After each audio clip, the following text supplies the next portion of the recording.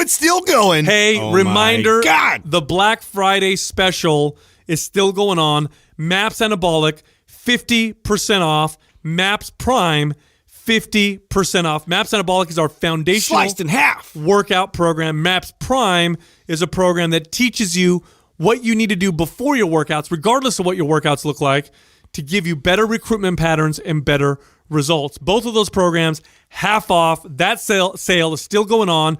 It ends on the 26th. Go to Mind Pump Media. Sunday night. MindPumpMedia.com. If you want to pump your body and expand your mind, there's only one place to go.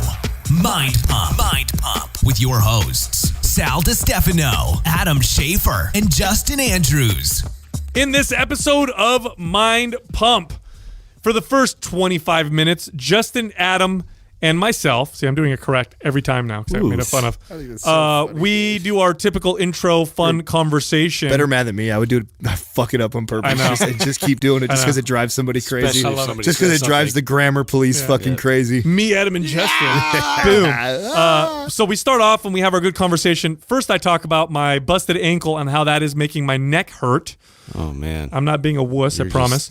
We talk about Justin's broken right arm and his I went through it. And the nail that went through his foot and gave him the flesh-eating bacteria. It was scary. Sucked. We talk about spanking children, those bad kids. Parenting mistakes. Oh, parenting. Follows right after. Oh, man. And how parenting shaped our lives and the trauma that we maybe forever that we had as children. We also open our Thrive Market surprise check it out package. We do this new segment where Doug orders us surprise stuff from Thrive Market. I really like this. It's a great way to do a commercial. They are our sponsor. If you go to thrivemarket.com/mind pump, here is what you will get. You'll get 1 month of free membership. You'll get $20 off your first 3 orders of $49 or more, and you'll get free shipping. And then we get into the questions of the episode. The first question was, why do we think women are typically more susceptible to body distortion and eating disorders? So first off, are women more susceptible? And second off, if they are, why do we think that is? The next question is, if you're not eating in a surplus or a deficit and you're going through excellent exercise programming like in MAPS Anabolic, technically, are you gaining or losing weight? So, like, what's going on here? Are you building? Are you not? You don't have extra calories. You're not eating less than you're burning. What's going on there? Or is it a wash? We talk a lot about signaling and how that alone can actually cause changes in your body. So it's an interesting discussion in that question. The next question was, are there any opportunities that we see in the fitness plan market now that bodybuilding.com is selling the workout plan? So bodybuilding.com used to give out their free workout plans. I can't wait to see what they put out. They were all crap. But now they're selling them. Feels like they're kind of hustling a little bit, maybe because Amazon is killing them in the supplement game. Anyway, we talk about it in this episode. And then the final question, who are our top 3 dream podcast guests? So we kind of make a list of who our dream people are that we would love Justin to steal my guy to interview. Had to do it. Yeah, for our show. Also, we're getting really close to the beginning of the year. So we're going into Thanksgiving. We're going into Christmas. Perhaps this episode even airs. Set these mofos up for an entire year, bro. So here's the thing. We're one of the only fitness organizations you'll find that is going to tell you it's going to take a while. It's going to take a while. 30 days a while? 30 days? 60 days? You're going to give me the best shape? It takes at least a year. What? It's going to take a while to really get your body in the shape you want. We're not going to lie to you. However, a year really isn't that long of time, especially when you have expert exercise programming, and we offer some of the best that you can find. Now, we offer something called the MAPS Super Bundle. Basically, it's a bundle because it includes all of our most important MAPS programs, puts them together, and you follow them in sequence, and they're all different. Some of them are body weight only. Some of them are focused heavily on strength. Some of them are a bit focused on aesthetics. Others are correctional. Others are focused on athletic performance. So you go through all these different programs. We keep you way ahead of the plateau. Throughout the entire year. So number one, it doesn't get boring. So every 2 or 3 months, well, first off, every 2 or 3 weeks, you're changing in a new phase. But then every 2 or 3 months, you're changing into a completely new program. Your body is changing, responding the entire time. You're not hitting any plateaus. All the programs come with video demos of the exercises, blueprints, explanations, basically everything you need to get yourself into the best shape of your life within a year. It's all planned out and every the best week. part about it, there's a 30-day money-back guarantee. So if you think Sal's full of shit, buy it, see it, try it, and then fucking return it if you don't believe it. Actually, I dare you to do that. Buy the super bundle. Do one of the MAPS programs for 30 days. If it doesn't blow you away, if it's not better than any other program you've ever done, just return it. We don't ask any questions. We'll give you a full refund. Do it. Now, if you want more information, if you want to read more on the different programs, if you want to watch some videos where I explain some of this stuff, just go to our new website. It's awesome. mindpumpmedia.com. Hey, what were you yelling about in your car today, this morning? Huh? You were yelling like on your way in? It was like this, he's like, when he's gesturing at his phone, you know what I'm saying? He's just like gesturing at it. Listen here. I don't know. I don't know. Were what you you're doing a story? I don't know what you're talking about. He just gets passionate. It's that Italian in him. I have no idea. What Oh, were you talking about. were you Instagramming hard? Yeah, I think so. You- That's what it That's what I was is. doing. That's what it is. You know what I realized?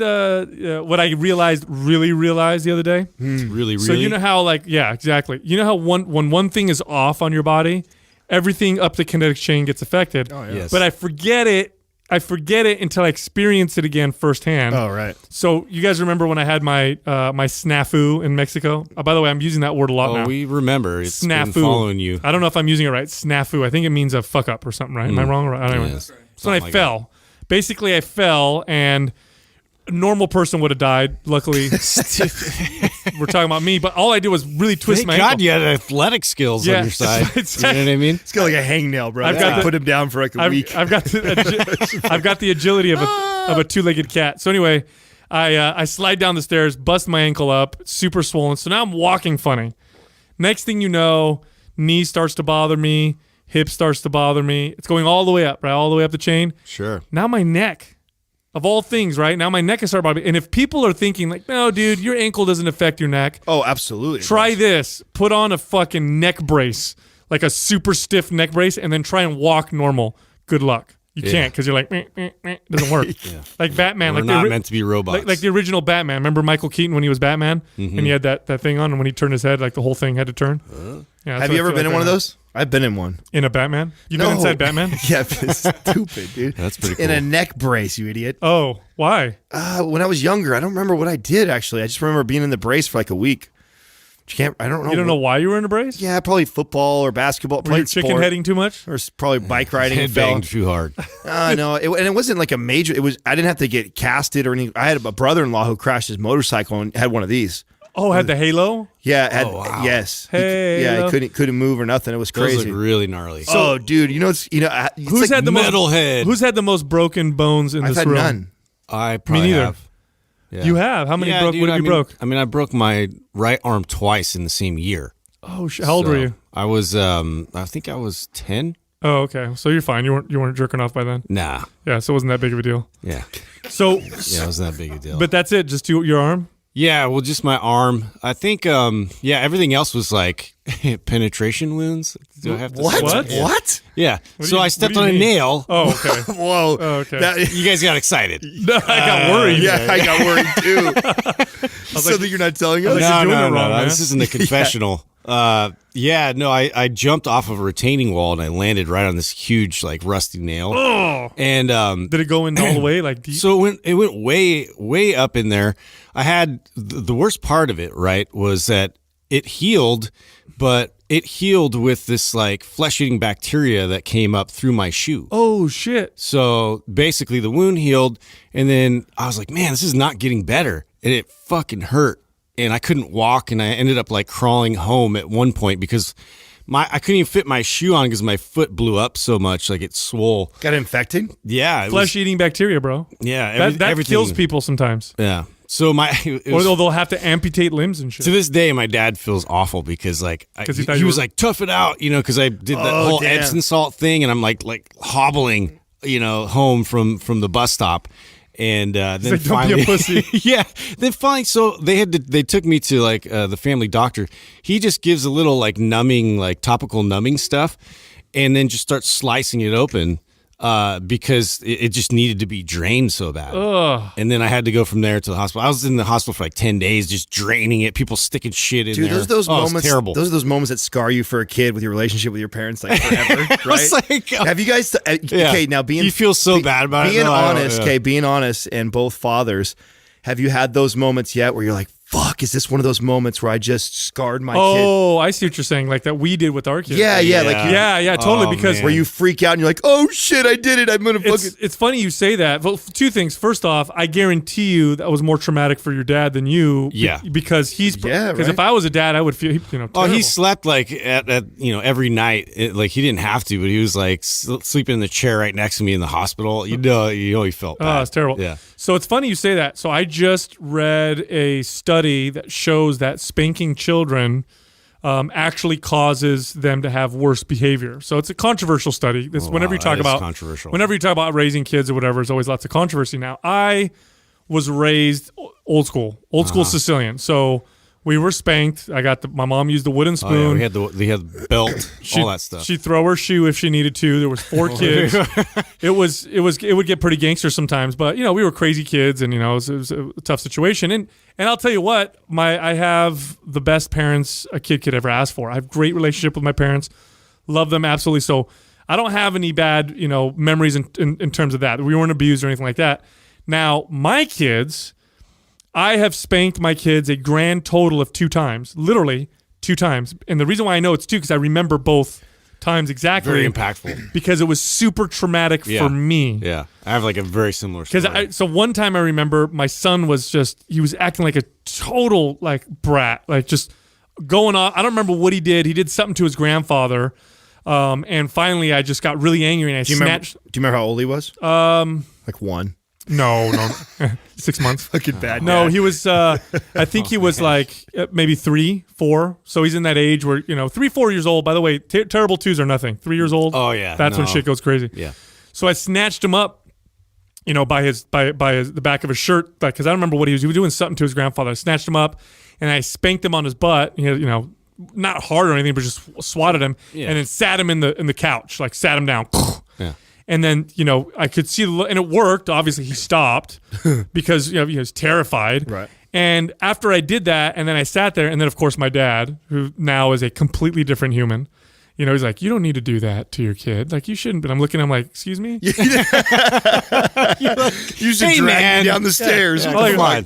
Well, you're just trying to get into heaven now. But anyway, so I spanked him. I sat him down, and then it destroyed me for a long time. And then I had this dialogue with myself where, here I am. I'm this huge, in comparison to my kid, right? You got a 3-year-old or whatever.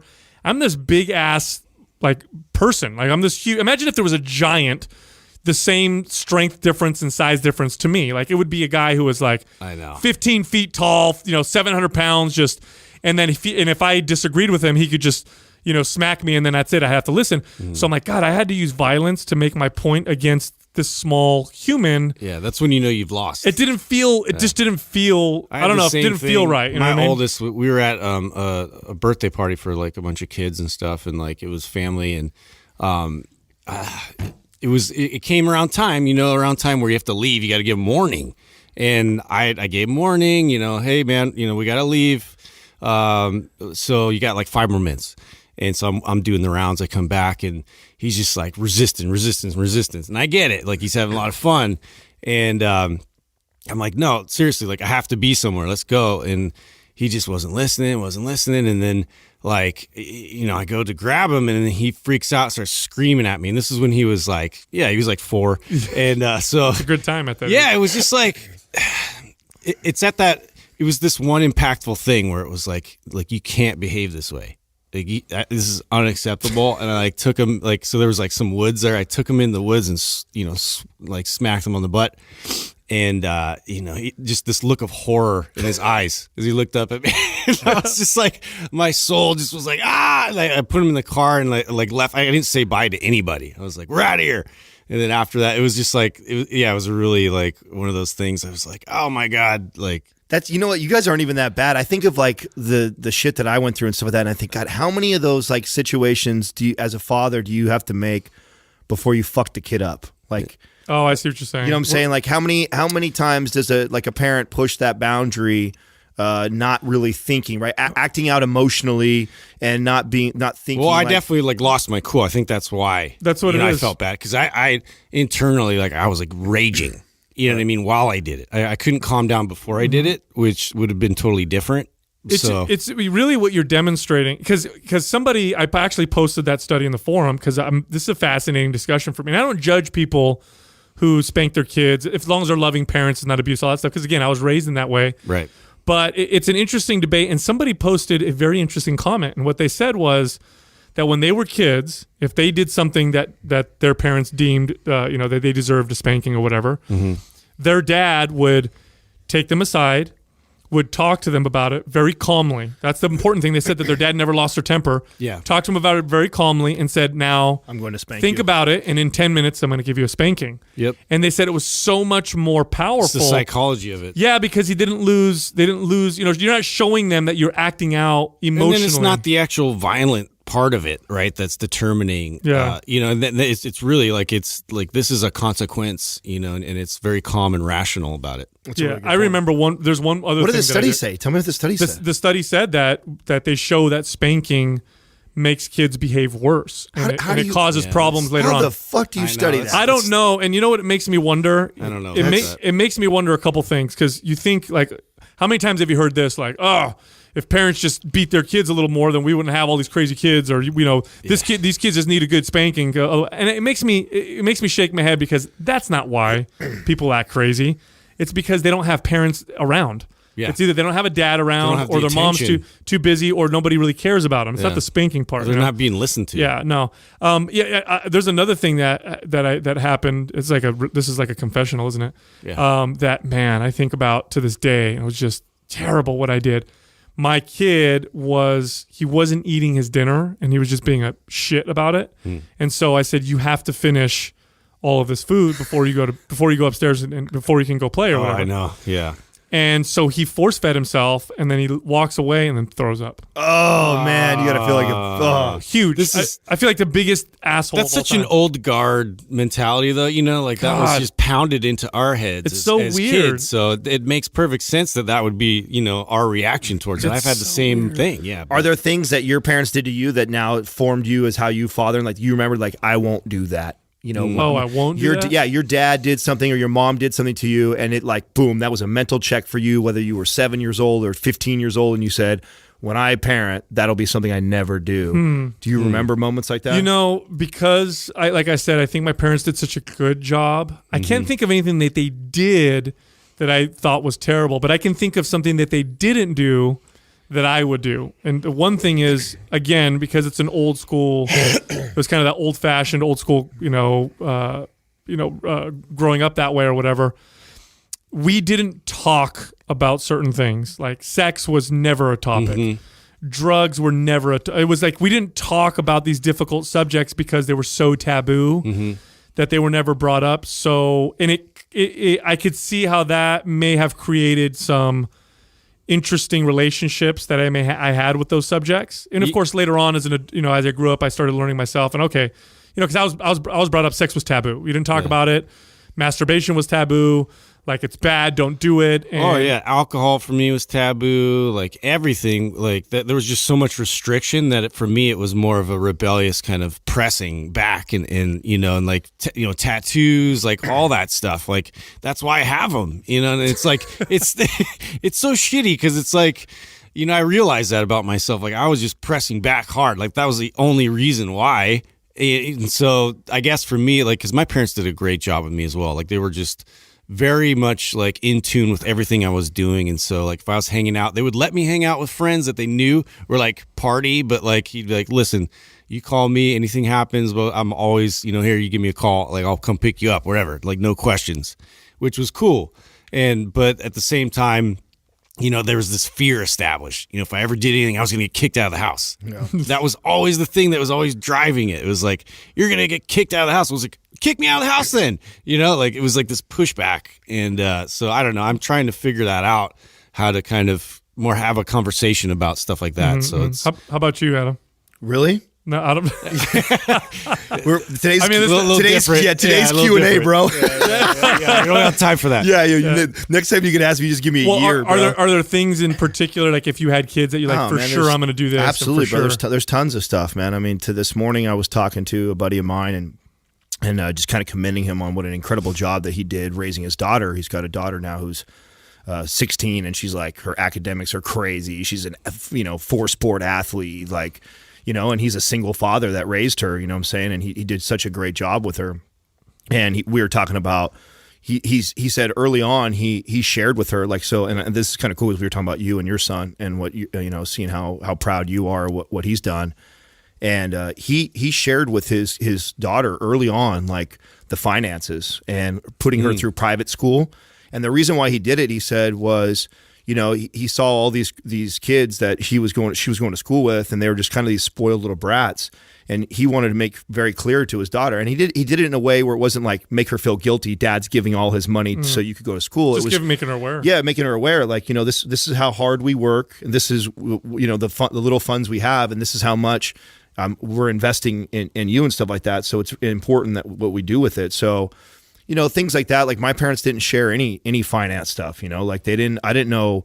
I mean, what I saw was us failing and not being able to stay in a house long enough, and the food stamps and electricity and bullshit like that. So, and ironically, I'm the numbers guy and into finances, and I love that stuff. Which that's a lot of that, I'm sure, stems from that, right? It stems because I wasn't let in on that early on as a child. I was just, here, give me your money. If I got money or extra money, or once I started working when I was 15, a lot of my money went back to my parents to help pay the bills and do shit like that. So, yeah, that's something that I would do different. But man, there's most of my memories, unfortunately,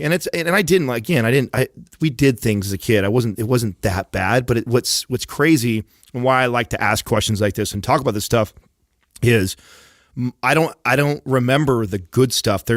I have all these like really bad scars from childhood that I remember, because as a kid, those are what stick with you.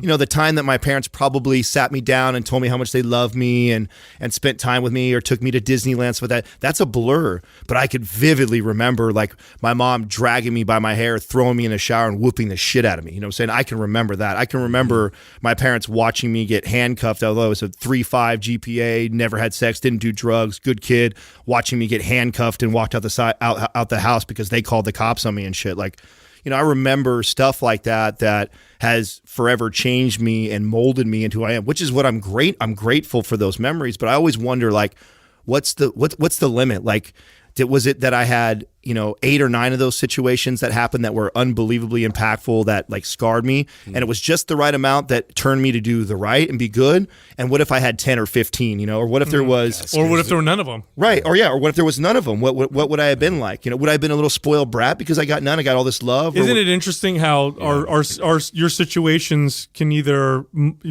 forge you or into this incredible successful, determined human being, or it can break you. Yeah. And it's almost like a combination. Like, you have to have the right combination. And how do you know what that is? And I don't know, man. It's crazy, because I feel like some people will succeed no matter what. You know what I mean? I think like you're one of those people. I think you hear certain situations and stories, like you hear about, like, Oprah, somebody we've talked about many times, the most successful people of all time. She came up through incredibly difficult circumstances as a child, all the way up until she succeeded. And is she the kind of person that would have succeeded no matter what?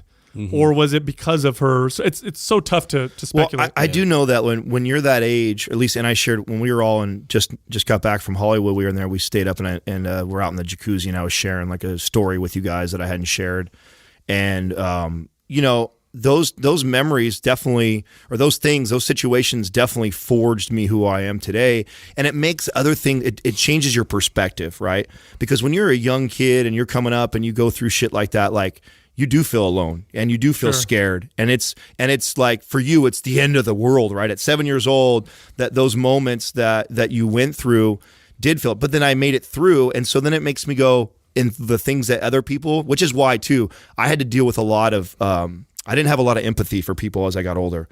So one thing that I was, which is still a part of my It was probably hard for you to even understand why they would trip out over, over things. Right. Yeah, People, like you have it too easy. Yeah. Yeah, like people would vent to me, and I'm definitely not one like that shares a lot of these stories. If you ask me, I'm an open book. Like if someone digs into me and says like, tell me about this, Adam, and ask deeper, like I'll share my story and stuff like that, especially if it can benefit somebody. But I'm most certainly not somebody to say, poor me, this was like this. So, I think that when you do go through things like that, it does change your perspective on the other shit, which is, I think, in turn, helped me out as an adult later on. But it always makes you wonder that, was it just one more situation or two more situations that could have turned me for the tipped you over. Yeah, that could have. Then I just said fuck it, right? Give up. Like this is life. Scary, dude. Right? Yeah. And you wonder that. So I was just curious about you guys. Like, I mean, it's crazy to me to hear you say those. You guys give this example of like you whack your kids on the butt one time because you lost your temper, and I'm like, fuck, dude, they're gonna be okay, dude. Well, yeah. But that's the shit we worry about all the time. We don't want to tip them over the edge. You know what I mean? Yeah, it's not even so much. I just feel bad. You just feel bad. Yeah. I'll tell you what was some things that were real impactful for me was learning how my dad grew up and learning how my grandfather grew, because they were poor. They were very, very poor. My dad grew up with lots of siblings. Him and his brothers shared one bed until he moved out, until he was 18 years old and got married. He shared a bed with his three brothers in one, not even a king size bed, and they slept head to feet, so like kind of staggered or whatever. Wow. Yeah, he's till the day he moved out. They did that. My grandparents didn't have, my dad didn't have a phone. They didn't have a phone in the house, even when he moved out. In fact, my grandparents got a phone, I think, by the time my sister was born. Then they finally got a phone. So they would go somewhere else to make phone calls and stuff. That's crazy. So very crazy. 9 years old, he was working, not just like going with his dad to fuck around. Like he had a job. Like he had to go and do this work, and they'd pay him like nothing because he's a kid, and he'd come home and give it to his mom or whatever. And he tells a story of how when he was, I think he was like 13, and his mom would let him, she would take the money that he earned, and then she'd give him a little bit for himself, and he could use it to if you wanted to go watch a movie or something like that. And he saved up, I don't remember what he told me, it was a long time, like 2 years. He saved up all these coins or whatever, and he went and he bought a used bike. So he buys this bike, and he puts it together and fixes it or whatever, because it was all fucked up. And he was like the most proudest moment of his life, right? So wow. He's got this bike, he's riding it around, he's so proud of himself. It's like his only thing he ever owned. And he showed up late for work. And his dad, he worked with, at the same place with his dad, showed up late for work because he was playing on his bike. So my grandfather ran over his bike with their. Oh, dude, that hurts me. Yeah, with like they have these 3-wheeled trucks that they use to sell fruit on or whatever, and he ran it over. And my dad's like, he always remembers that. Crushed him. Yeah, he always remembered that. So my dad got super mad and yelled at his dad for it, and then which you don't do, and so he had to sleep outside. So he wasn't allowed in the house. And I'm like, and when I was a kid, I hear this story, and I'm like, yeah, whatever. Then I got older and I asked him, I'm like, did you really like sleep outdoors, like outside your house as a kid? And he goes, oh yeah. And he goes, my mom snuck me food because my dad told her don't even feed me, like just leave him out there for a couple of days so he learns less. So she snuck him. So I hear all these stories and I'm like, wow, holy shit, man. Damn. Crazy, right? Yeah. Crazy stories. We're all soft. Yeah. Is at the end of the day. Bring on the soft bird, Doug. Oh, wait a minute. Hi, guys. Didn't you get us some more gifts? Yeah, we got some more goodies from Thrive Market. Yeah. This is my new favorite thing that we do. Can I just tell you something? This is the best idea I think we've ever had, because Doug gets to buy us stuff. I know. Every time. yeah. And It's exciting stuff And here. it doubles as a commercial for Thrive Market. Yeah. What did you get us, Doug? Oh, yeah. We always need more macadamia. Oh, good. That's becoming a staple. Yeah. Wait, what is the other one? Is that macadamia nuts too? Oh, no. This is for Justin. Yeah. Oh, no! It has his name on it. You got him the peanut butter cups? Oh, yeah. They're Justin's peanut butter cups. This is my favorite. I thought you were on a diet. I'm not. Thank you. They put your name on it. I have no idea what this If it has is. my name on it, it means I can eat it. What is this? Yeah, thing? open that thing up. There's another one here. Listen. I don't want to throw it. There's glass Listen, in here. Sal, there's glasses. we're organic, so therefore that means healthy. They wrap everything in this biodegradable paper. It looks dark. like. Is it really biodegradable? Yeah, it's recycled paper. Recycled paper. They try to be very conscious. What is this? Garden in a can? Grow organic cilantro right out of this can? That's pretty Oh, cool. that's great. Oh yeah, Oh, that's rad. that's interesting. Oh, Himalayan pink salt from Thrive Market. Yeah, that's for the studio. Oh, and it's got a grinder on it. No wonder. I know why you're That's giving good it to because me. we were always going to Luna. Like, I need some more salt. And because I put salt on for everything. sure. You're the salt guy. Oh, I this saw is bacon. hilarious right here. And we've got some communal lotion for everybody here. This is stuff I buy at Whole Foods, a couple dollars less on Thrive Market. Don't let me catch you masturbating with my lotion. Oh my! It'll weird me out. If I Now, gotta this rub- is for Adam, but he may share these with everybody else. Oh, What did you get? what do I got here? Oh, they have flushable wipes with Thrive. Oh man, Hold on, I let me like- see Oh these. my God! They have Yes. everything. Hold on, flushable wipes. What's It's like butt wipes, bro. It's for Yeah, me. I know, but hold on. There's got to be something natural about these. Oh yeah, look at that. The ingredients are all natural, and they plant one tree for every box sold. Very nice. What's Oh, the brand do here? they really? See, Yeah. Where did you read that? forward-thinking companies. Doug, way to take Gotta care. love it. Way to take care of my asshole, Doug. Yeah, you're welcome. I was thinking When- about it. when That's like a throwback. When to Doug the, said he was sparkly gonna, taints. when Doug said he was going to take care of the asshole, I don't think that's what he meant. I thought this is what he was talking about. yeah, that's it. Okay, our next thing here is for Sal. Oh, what is that? Try them out. Of They're course, this makes perfect sense. Thrive brand. That makes perfect sense. Oh, sardines. yeah. Fuck yeah! Look and how excited olive oil. he is. You know what's funny about this? When they never mind. I thought it said gluten free. I love it when they put gluten free on like obvious like, shit. fish. Yeah, gluten free water. Okay, we got one each for ourselves of these, which is a Bone thing of bone broth. Try it out. Let me know how Thrive you brand like it. bone broth. Yep. Awesome. How much stuff did you buy, Doug? Oh, It's I went crazy. He did go a little overboard. He's such a good dad. yeah. It looks like And this juice, is for the but it's bone studio. broth. I don't know how they are. I just thought I'd try them out. They're coconut chips Oh, very good. from Thrive Market. Excellent. Awesome. Excellent. And that's it for this week. Right on. Thank you, Doug. That's a little shout out to Thrive Market. Right. Good stuff. Now we can bring on the fatherly bird. This quaz brought to you by Organifi. For those days you fall short on getting your organic veggies or whole food nutrition, Organifi fills the gap with laboratory-tested certified organic superfoods to help give your health and performance the added edge. Try Organifi totally risk-free for 60 days by going to Organifi.com. That's ORGANIFI.com. And use the coupon code MINDPUMP for 20% off at checkout. Our first question is from Shannon Bougie.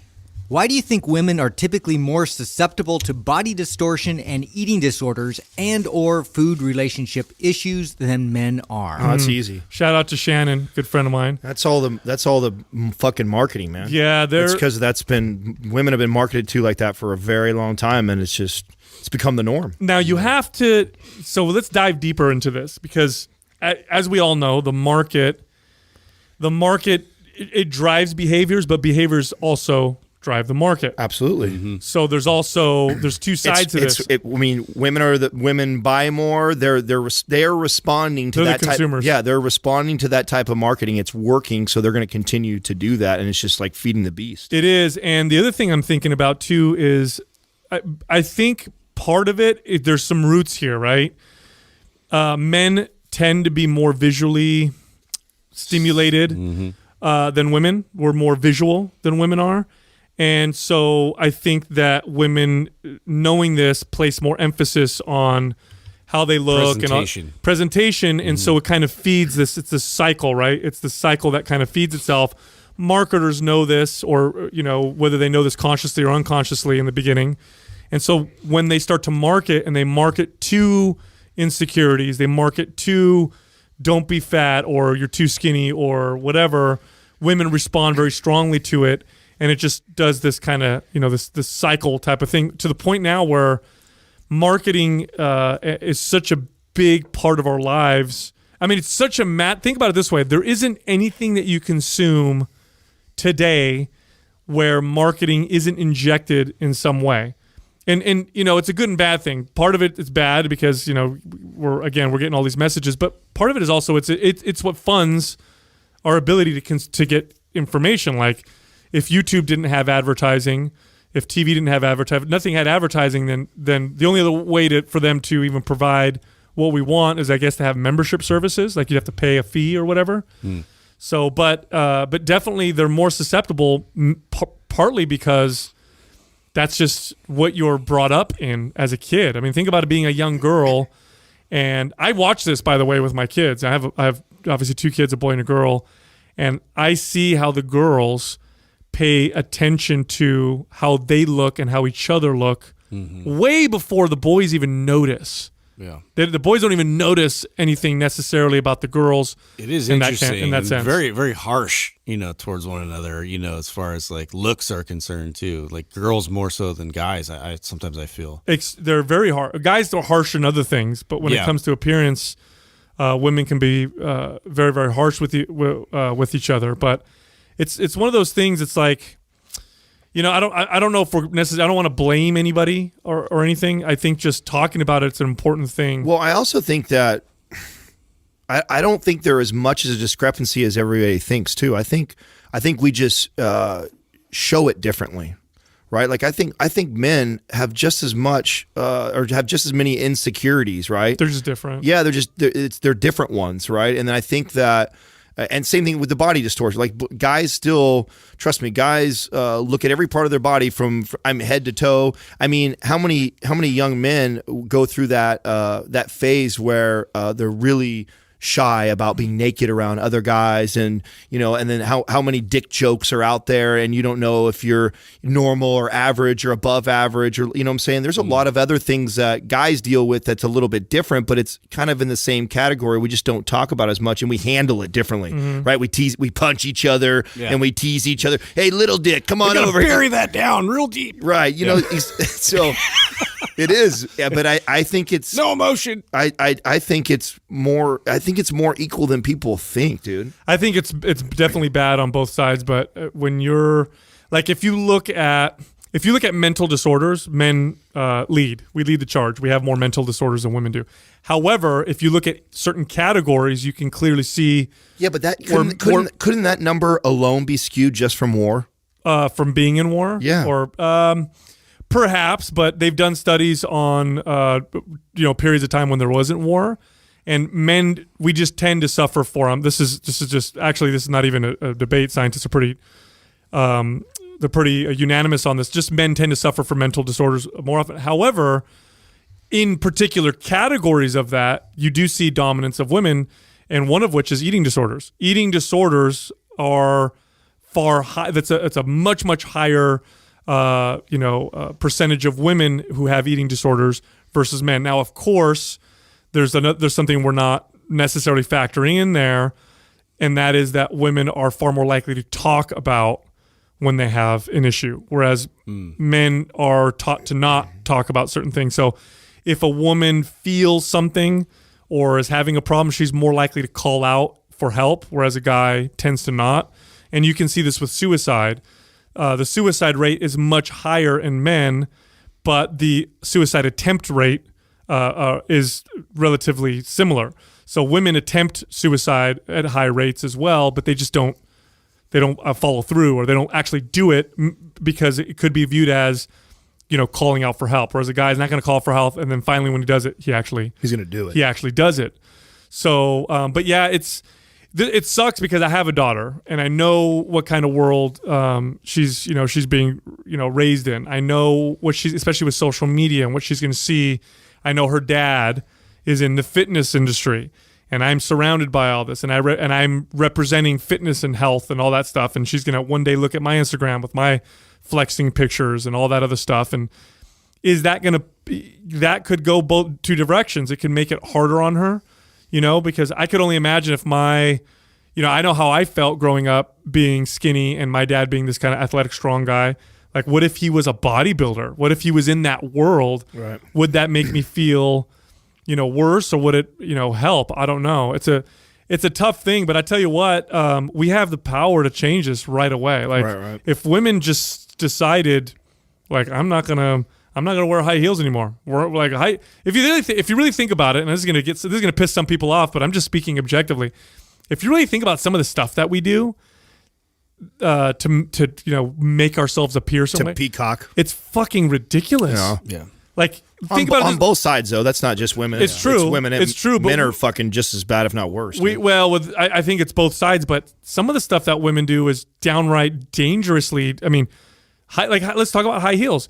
You are literally creating horrible imbalances throughout the entire body for what? It's really crazy when Makes you think your about calves, it. hamstrings, and butt look great. Yeah, exactly. It does. It's really, really crazy when you think about it. Now, guys, of course, we do stupid shit like when we try and show off and buy the the lifted truck or the faster car. Whoa, dude, back off the lifted truck, motherfucker. Man. Easy, dude. Hold on a second. How many guys have lifted trucks that never do shit with them? Right. You know what I'm saying? Right. I'm just being objective here. Of course, everybody, you have a right to do whatever you want to look a particular way, but it's pretty crazy stuff. But yeah, women are far more susceptible, and in fitness, women dominate as consumers. Do you think we're getting worse or better? I think there's more awareness around it, but maybe the awareness is higher because it's worse. Wasn't there what I'm saying? a big push for like the real look as far as like not there is overly there makeup and everything? Because we're all so connected, there is this, and we saw that when we just talked about this just recently about the whatchamacallit, where you're okay with, you love your body, you love yourself, even when you're 100 pounds overweight. That's a part of it. Yeah. That's a part of it, of heading back, because we went the other direction so far, right? Of glorifying these anorexic models on the cover of magazines, and now it's like, no, this is not right. Yeah. So then we went to the other extreme. So hopefully we'll find somewhere in the balance. But I definitely think we are worse right now. But it feels like it, right? Yeah, I mean, and that's, to me, in my opinion, like, I think, especially after, and I can't wait for you guys to listen to the episode that we did with Christina from. Actually, we talked about this. Yeah, like her listening to her being 22 years old and her insight, and then her sharing about this. Was it 7-year-old girl that she said that she talked to? And what they're going through with like Instagram and all that. Like, wow, it blew my mind. Like, I was aware of it. We talk about it on this show. Crazy impacts that we didn't even realize. Yeah, that that it's like it's forming them right now, and we don't know. We need 10, 20 more years before we see what's that going to turn them into adults, right? Like, what's going to happen to them when they get into adults, and are they going to be able to rebound from it growing up through this Instagram era right now? It is like Sal says, it's like narcissist heaven, like it's definitely changing kids' perspective on what's cool, what's not. Am I good looking? Am I getting enough likes or attention? And like it's taking that to a whole new level. And it's always been there, right? But it's different now. And what pisses me off is we'll take something that's good, and then next thing you know, it turns into something that's bad again. Like for example, the strength movement that we've seen with women. Like I've been in fitness for 20 years, right? I've seen how the industry's marketed to women for 2 decades. I've been in it professionally. I see how women respond to, workouts and stuff like that. And only recently has it been kind of cool for a woman to be strong and lift weights. For a long time, it wasn't even like being strong wasn't even a good thing. Yeah. Like they didn't want to get strong because that was masculine.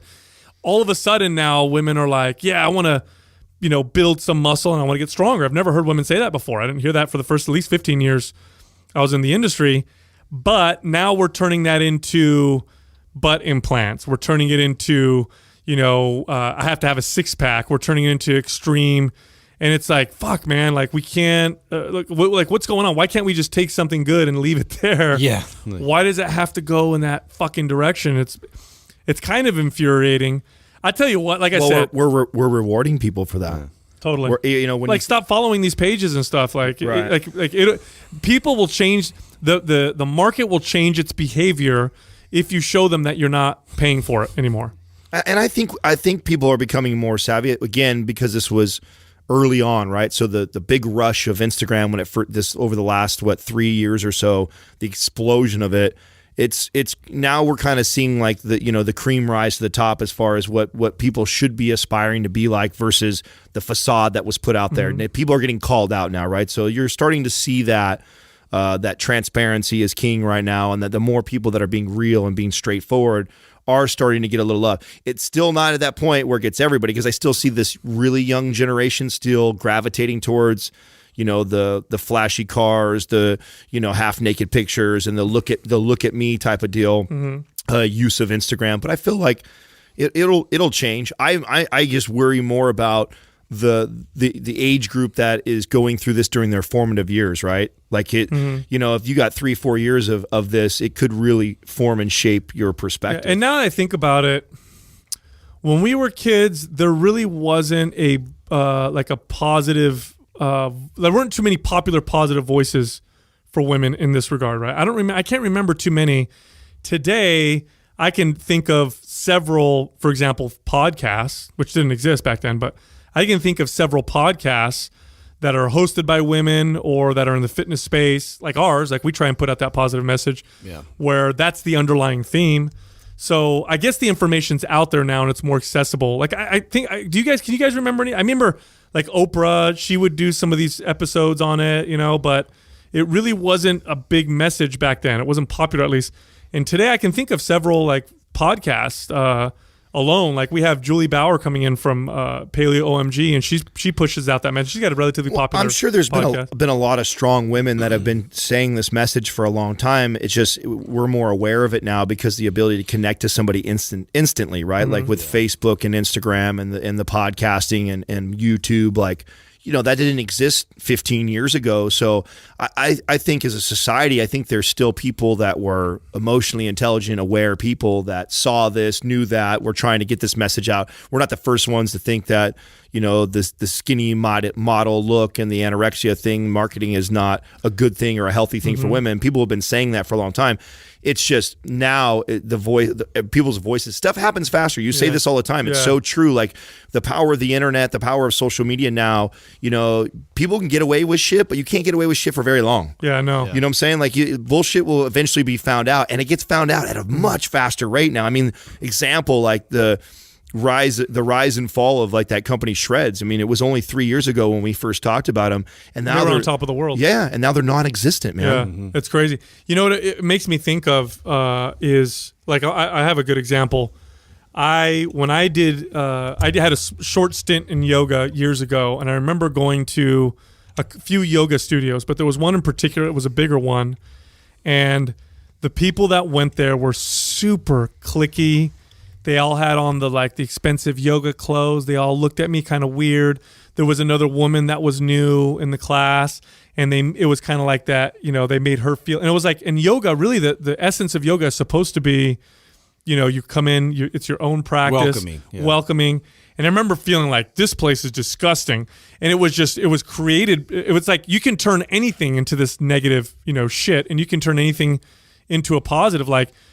Being lean and fit and all that stuff can be very positive. It can be a very, very positive thing. It doesn't have to turn into this negative self-image type of thing. Yeah. But the irony of this is, the crazy irony of all of this is, when you do truly care about yourself, and when you really do have a good self-image, or at least you love, yourself enough to take care of yourself, the ultimate side effect of that is then you start to look healthy, which then of course looks fit and lean and all those other things. So the irony is not only are we're killing ourselves emotionally, but we're also physically, we're also doing the opposite of what we should be doing, even if that's our only goal. So it's a strange situation. I don't know. I hope one of my personal dreams for the fitness industry is that it starts to become, among other things, a voice for this, where people, girls and boys, and men and women turn to the fitness industry when they're feeling shitty about themselves, and the fitness industry makes them feel good. Not just helps them learning how to exercise and eat right and all that stuff, but they go to it and they don't end up feeling worse. They end up actually feeling good. And I hope that's what we can do with our show, and I hope that's what the fitness industry ends up turning into. Next question is from Grace Mallon. If you are eating in a surplus or a deficit and are going through MAPS anabolic, technically you are not setting yourself up to gain muscle or lose weight. So then what are you doing? Just doing a little muscle building? This is a good question, because I think people think that you have to be in a surplus to gain muscle, or you have to be in a deficit to shred body fat, to lose body fat. Now, are both of those things important components, and do they contribute? Sure. Definitely. Can you change the stimulus so that what you are already eating is repartitioned and more geared towards muscle and away from fat? Yes. In fact, I love using this example all the time, because I've had this debate so many times online on fitness forums, where I get on there and there'd be some bodybuilder dude, and he'd be like, no, you got to eat tons of calories. You won't build muscle, this and that. And then I'll always use this argument. And I'll say, okay, if you took somebody, didn't change their workout, didn't change their diet at all, just gave them anabolic steroids, would we see them have at least a little bit of muscle gain and maybe a little bit of fat loss? And of course, they're always quiet. And because they know that the likelihood is that would probably happen just because we're changing the signal. So I've seen this with myself where if I change my programming, so it's really, really good exercise programming, and my diet doesn't change, I all of a sudden get stronger, build muscle, and get leaner. Yeah. You know what I'm saying? It's just you know, just one of those change things. the stimulus. Yeah, so that's your body will definitely respond to new stimulus, a new environment, things that you're presenting. Like Sal said, as far as like the signal is concerned, that's what's telling the body like, hey, we need to overcome these forces, so therefore we need to build. However, it's a temporary signal, right? It gets weak over a certain period of time where now we have to look at changing it up again. But definitely calories are going to contribute towards that. Oh, it's part of the equation. Another good example is they do studies on myostatin inhibition. So myostatin in the body is like a governor for muscle growth. It's actually one of the most powerful things that we've identified in mammals that tells the body, the animal, whether it's human or whatever, to how much muscle it can have and how much muscle it won't have. And when they genetically modify these, because they've tested, they're trying to come up with drugs that actually do this, but when they genetically modify animals where they have much, much lower levels of myostatin, they call them myostatin inhibited animals, they don't feed them anymore. They don't even give them any more activity.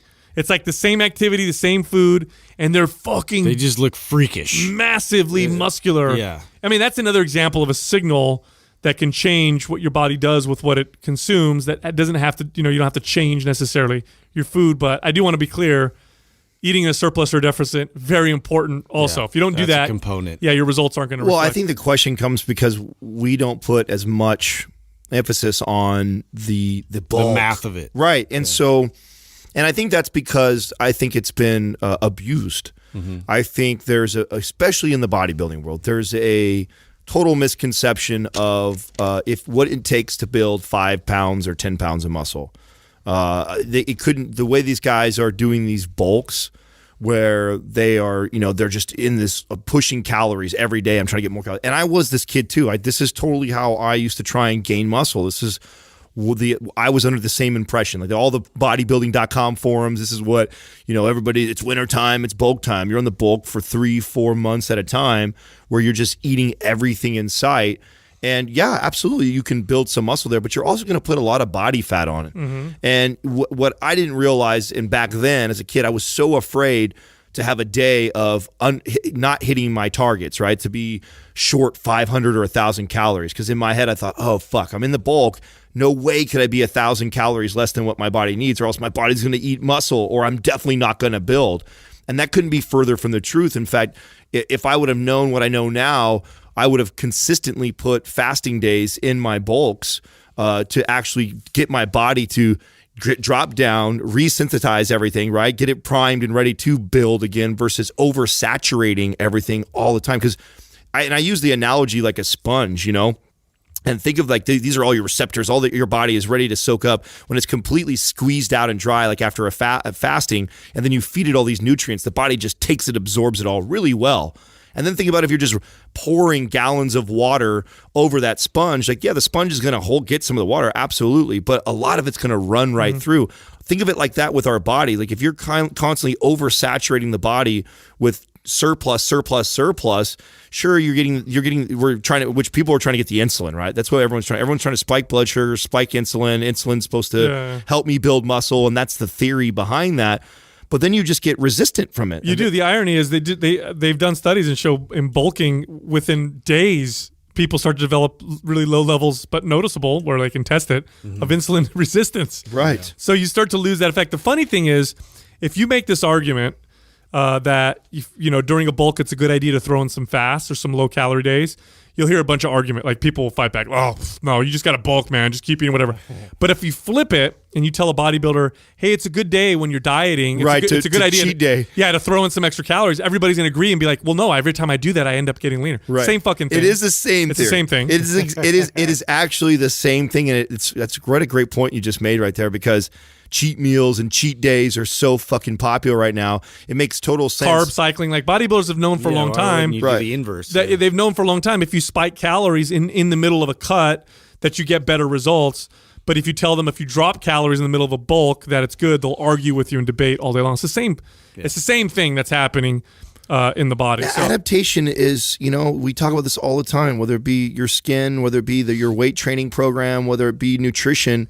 The body it's pretty similar all the way around, man. You can do stuff for a while to it, and then after a while it gets efficient, and then those responses that all the studies talk about, because that's the part that pisses me off, is we take the studies and we tell people like, oh, when you eat in a caloric surplus, you get a spike of this and a spike of that, and that produces this, and it's so everyone's like, okay, so what do? We do it all the time, but it's like, okay, well, the study doesn't tell you what happens when you do that for 3, 4, 5, 6 weeks consistently. Well, when you do that, then the returns start to diminish. Well, we only know about those studies in particular because those are the ones getting paid for because of the marketing efforts of these supplement companies. Exactly. The funny thing too is, I used to bulk for months. Oh yeah. And when I mean by months, what I mean is I was always on the bulk, so I was never trying to cut, but I would go for months where I would push the bulk really hard. Yes. And I remember, man, it's so funny how unaware you can make yourself just because you're so focused on something. Mm-hmm. I'd get all these great strength gains and stuff like the first 3 or 4 weeks,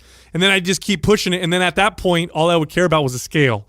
I stopped paying attention to my strength. It was just the scale. Oh, cool, I'm gaining 3 pounds. Oh, 100%. And it's like I didn't even care if it was fat. I never cared about my strength. All I cared about was that scale weight going up. So backwards. Isn't that hilarious? Yeah. But, I tell you what, when it comes to, look, think of it this way.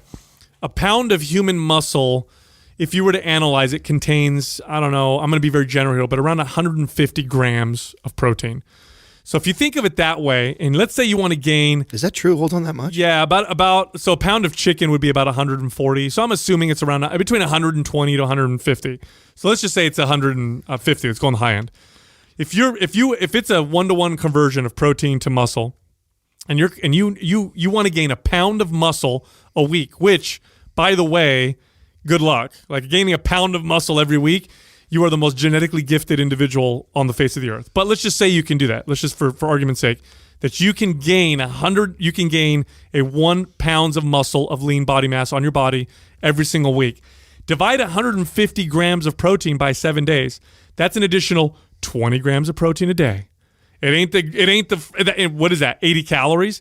That's not the freaking, oh yeah, dude, I just bumped my protein up by 80 grams and I'm eating an extra whatever carbs and, I'm eating another 1,000 calories a day. Right. You know what I'm saying? And that's if you gained a pound of lean body mass. It's the same misconception with pregnant women and how much more they need to eat. They've been eating for so many years. It's like, how many extra calories you actually need? About 140. But 140 is all you need. Like a Greek yogurt, dude. That's all you need. I'm eating for 2. Right. That's why I gained 100 pounds. Yeah.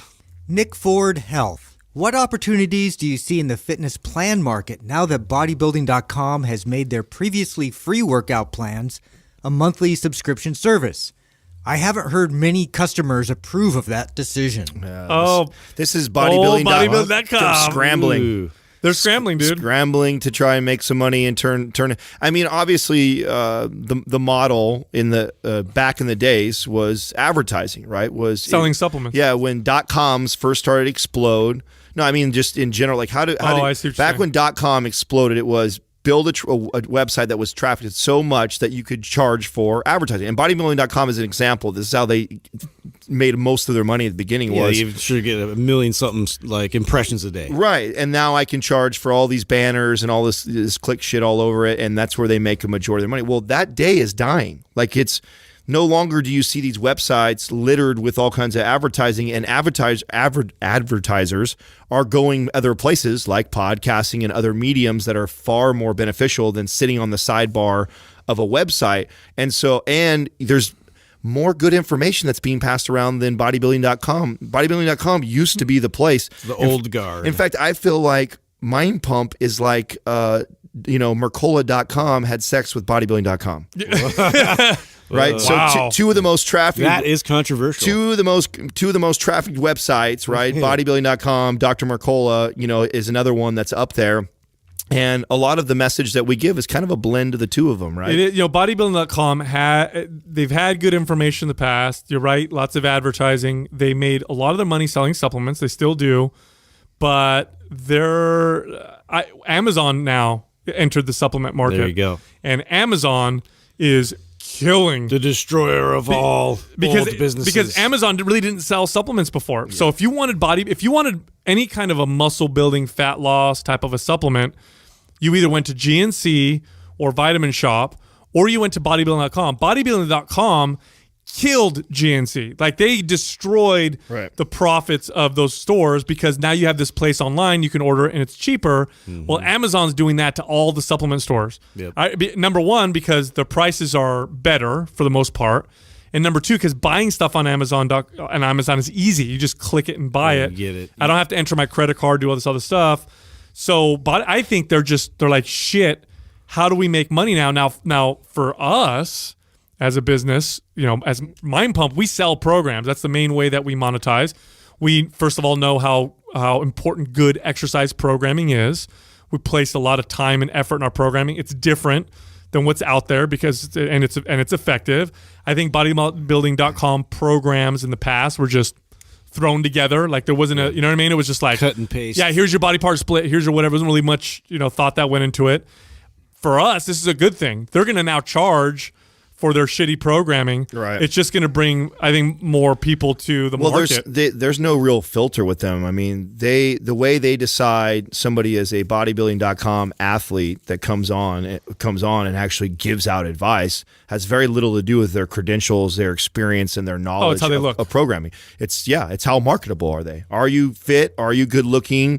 Do you have a following? And that no different than like Shape magazine or whatever. Right. And so I think they're fucked, because now you're going to try and pay a monthly subscription to these crappy workouts that people are passing out that are not very credible. And that's not to say all of them, because I know there's always exceptions to the rule, and I'm sure there's somebody who's listening right now and like, oh no, I follow so-and-so and he's really smart and he gives great information. No, of course. I'm sure there's somebody on bodybuilding.com that's putting out some good information. But they haven't really been this, like, the excellent authority for a while. I mean, in the early days, you used to be able to go on there and learn about anabolic steroids, they took most of that information off. They kind of, became, much more commercial. You know what I find that's interesting about all this is, and we're seeing another example, this is just another example of it. You have companies that enter a space, they dominate because there's no competition, because let's be honest, bodybuilding.com had no competition when they first came on the internet. They start to crush it. They do well because they're big, because they're doing well. They become this big ship in the ocean that's hard to turn, or their egos get so big. It's like Blockbuster when Netflix went in and said, "Hey, we want to work with you," and Blockbuster laughed them out of the room. Next thing you know, Blockbuster's bankrupt and Netflix is killing it. It's like bodybuilding.com should have seen this a while ago. They should have seen what was going on. Amazon's crushing us. Hey guys, we need to pivot and switch. I don't think the selling the programs is the right pivot for them. No. At all. I think No. I'll tell you what you can't go back that way. No. You could have started that way and possibly have done that a long time ago, but to do that now, that's going to be really tough especially when you were providing most of that stuff for free. The name of the game is media. Yeah. Who's producing the most and the best, media that's out there through all platforms, right? All platforms. Because some people are Facebook people, some people are Twitter people, some people are Instagram people, some people are getting on the web still and Googling stuff. Like, you really got to be able to provide. We're in a content war. Yeah. We're in and bodybuilding.com owned the content. Oh yeah. For a very long time they own it, but it's the old guard. You're seeing the changing and we're seeing that. We're just talking about this with movies, Hollywood and Netflix coming in and fucking punking them. Now you're seeing Amazon punk fucking bodybuilding.com. So I love it. It's fun to watch. I learned so much from watching companies like this. This is the type of stuff that I love to follow and pay attention. Didn't Amazon air the Olympia? Yeah. So they're going in on all talk about shows and everything. Talk about a ball that bodybuilding.com just fucking dropped. Oh yeah. Like, they could have capitalized on that in big ways, but then of course they had their own rivalries. They had the capital, the muscle, the size to have really put themselves in a better position for this day, and now it's just, in my opinion, it's too late. You got to be shitting your pants if you're them, right? Oh, Amazon has already came in the back door and has got a hold of the bodybuilding industry, and they're only going to squeeze tighter. Like this, you saw them. They're now doing the streaming for the Olympia, which is one of the smartest things they could do for the last 2 years. And just watch the way they evolve that. I mean, they got money. They got fuck you money, so they can come in and do whatever they want to do, and they're going to bully bodybuilding.com right out. So it'll be interesting to see what we see them doing, but I see a company that's scrambling and trying to figure things out because shit's turning upside down for them. Next question is from S Striker 10. What are your top 3 dream podcast guests? Oh wow. I know Sal's, I know mine. I don't know Justin's. Yeah. Do you know yours off the top of your head, Justin? My top 3 like dream guests. Yeah. No, not top. Just top 3. Okay. I was just thinking one. Well, each. just because we can George go around. Lucas. Okay. Oh, okay. Yeah, that's one. Should have known that. Yeah. Shame on me. That. You would ask him some like such hardcore fan questions. You know.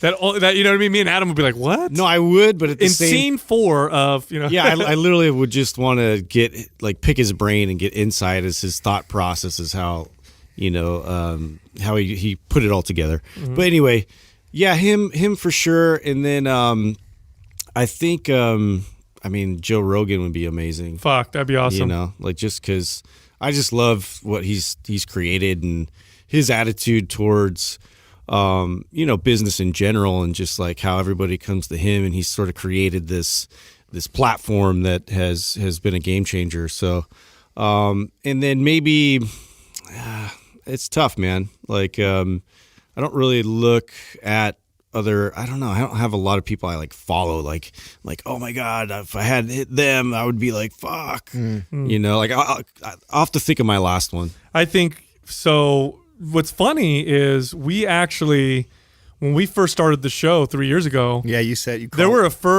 few podcasts that we looked up to for a number of reasons. Not necessarily because of their content, although this one I'm going to mention, we love their content because they're just fucking hilarious and they're great chemistry and all that.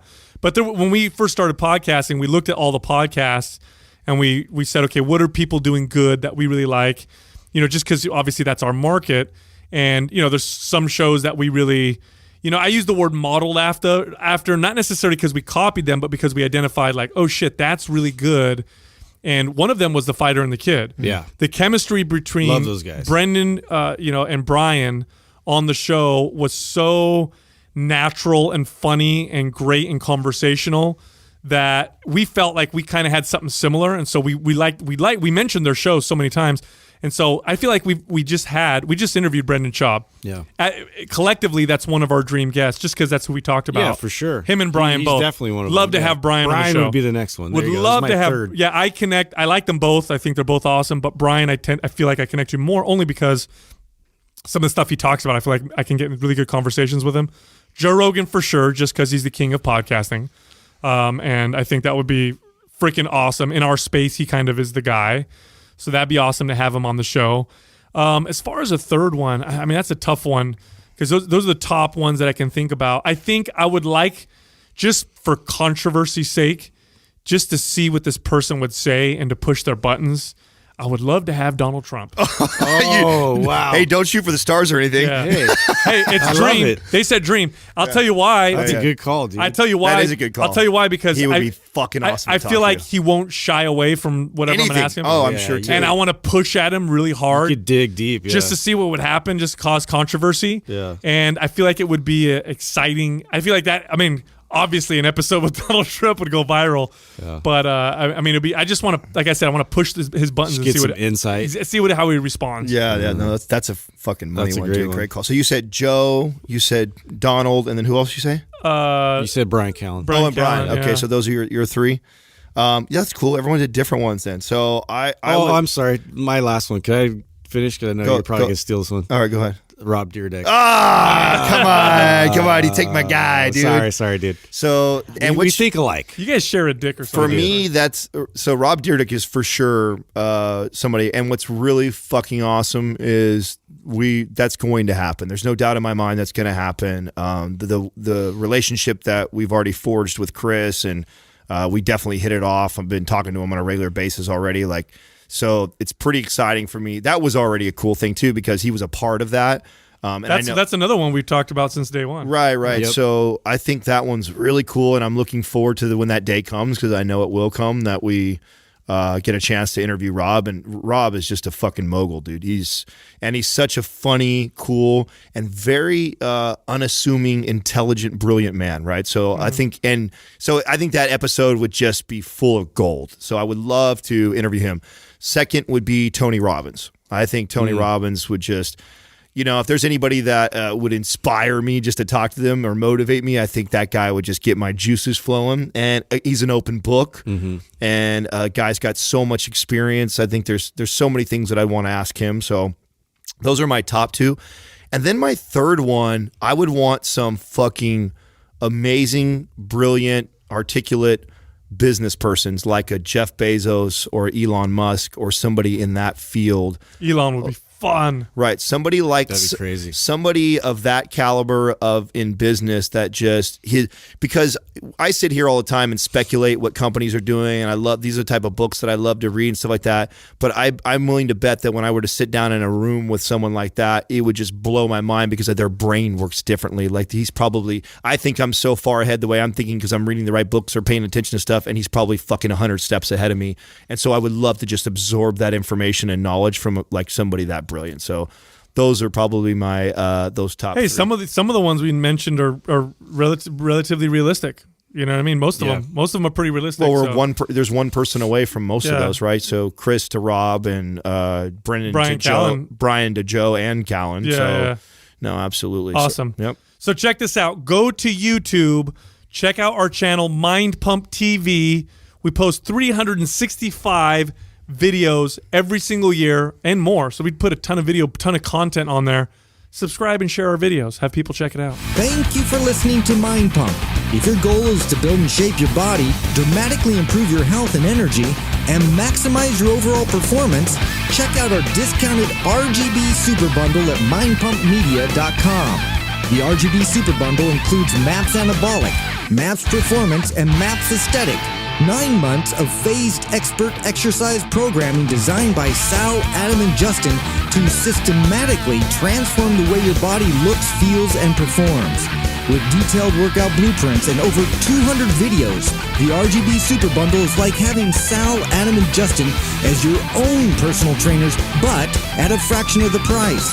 The RGB Super Bundle has a full 30-day money-back guarantee, and you can get it now, plus other valuable free resources at mindpumpmedia.com. If you enjoy this show, please share the love by leaving us a 5-star rating and review on iTunes, and by introducing Mind Pump to your friends and family. We thank you for your support, and until next time, this is Mind Pump.